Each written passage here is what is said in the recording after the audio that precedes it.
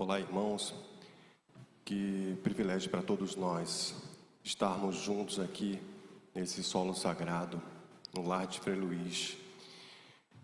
Palavras iluminadas do nosso querido companheiro e irmão, professor Nelson, que nos lembra a importância da prece. Nós sabemos em parte a importância, mas nós nos distraímos constantemente, todos os dias, a cada instante.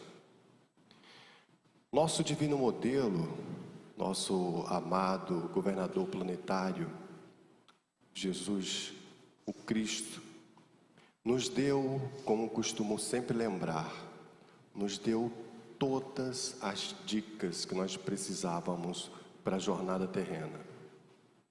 Deixa eu repetir. Jesus, nosso amado Cristo planetário, nos deu todas as dicas que nós precisávamos para a jornada. Ele dizia comigo, ou seja, com espiritualidade, meu jugo é suave e o meu fardo é leve. O que isso quer dizer na prática?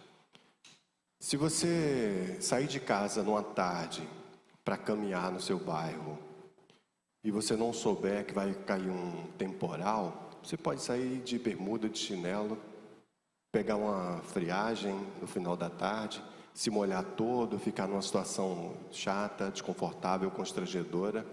Mas se você, por algum motivo, tem que sair, você sabe que vai cair um temporal e você precisa sair, você pode pegar, por exemplo, uma capa, um casaco, um guarda-chuva, uma bota, se prevenir.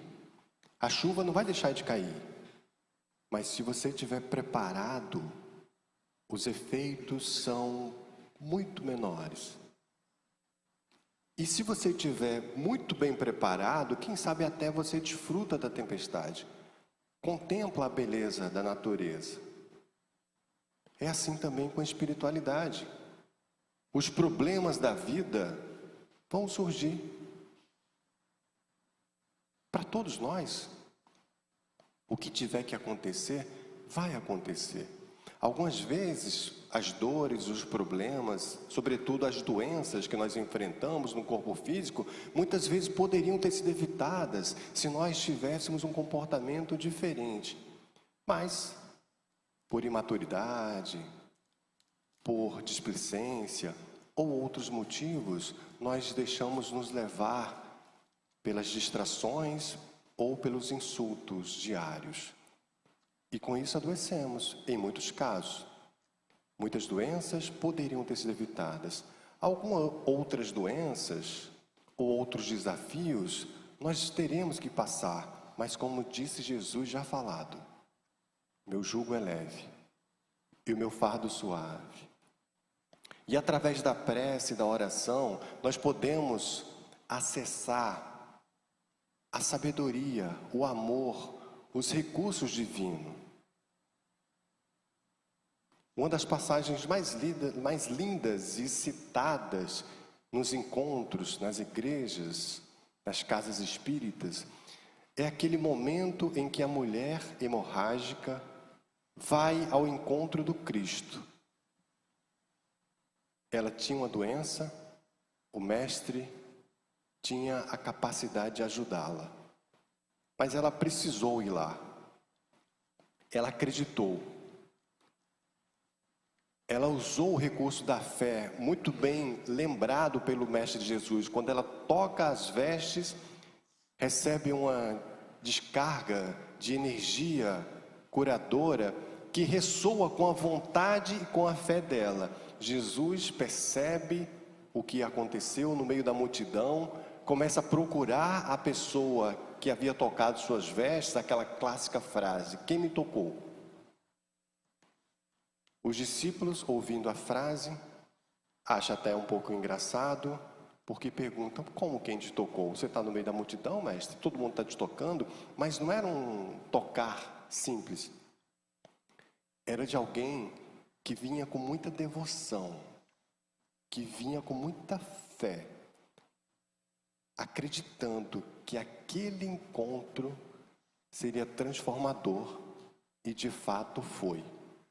Mais de 2000 anos passados, estamos nós aqui, bebendo dessa fonte, desse conhecimento maravilhoso, que nos aponta a direção para a vida.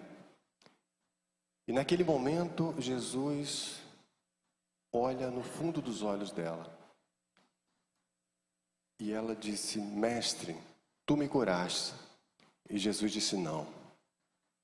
A sua fé te curou. Irmãos, é uma lição para toda a vida. E além dela, tudo que nós pedimos em oração, tudo que nós pedirmos, receberemos. Não na forma e no momento que nós gostaríamos. Porque muitas vezes nós nos comportamos como crianças mimadas, com absoluto respeito a todos nós, e me colocando também nessa reflexão. Porque a criança mimada, ela quer da forma, no momento e na hora dela. Nós temos que fazer a nossa parte, como a mulher hemorrágica que busca o mestre. E vamos pedir, rogar, que se for dos desígnios superiores, que as nossas provas sejam colocadas no seu fim. Mas nós temos que fazer a nossa parte, fazer a nossa prece, acreditar, colaborar. Jesus também nos dizia: vós sois deuses, podei fazer o que eu faço e muito mais. Jesus nunca recebeu os louros das suas curas, dos seus milagres, porque esses milagres são fenômenos naturais que um dia todos nós iremos entender na totalidade e também fazer, porque Ele nos dava esse encorajamento, essa consciência. Vós sois deuses.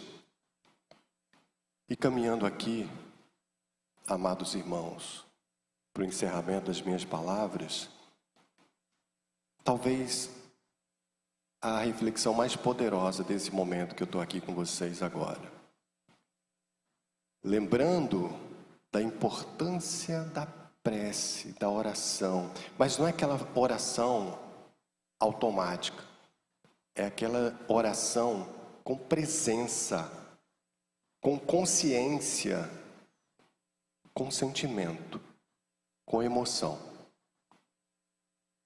Não é mensurada pela quantidade, mas pela qualidade.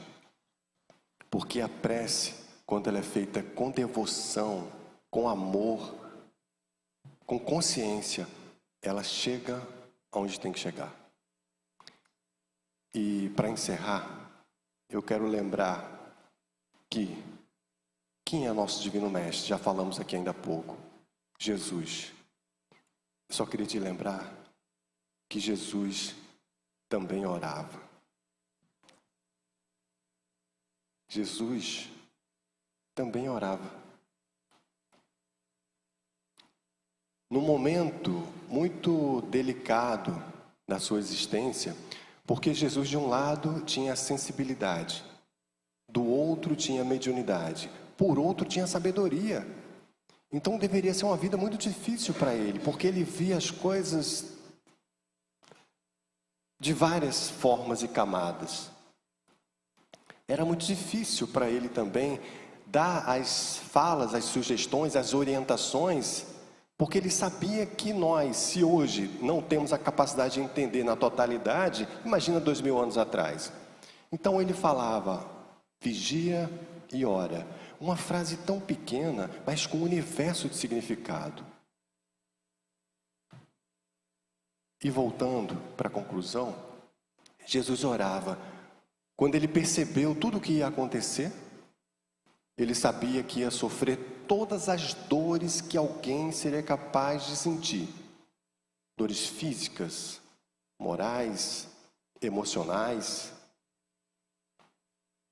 Sabia que ia ser penalizado e as leis da época não seria nada muito leve. E ele pede força ao Pai para se manter firme na missão e concluir a jornada. Passa 40 dias e noites orando, jejuando, para que ele tivesse força. Meus irmãos, Jesus veio nos dar os testemunhos, veio nos mostrar o caminho, apontar a direção. Encerro as minhas reflexões sugerindo, lembrando e de certa forma até torcendo que todos nós possamos intensificar nossa fé, a começar de agora. Deixa claro na tua tela mental o que você veio buscar aqui, porque também tinha essas passagens que Jesus perguntava: o que vós quereis que eu te faça? E se Jesus aparecesse agora na sua tela mental e te chamasse pelo nome, te olhasse nos olhos e perguntasse: filho, filha, o que vós quereis que eu te faça? Pense na resposta. E que Deus nos abençoe.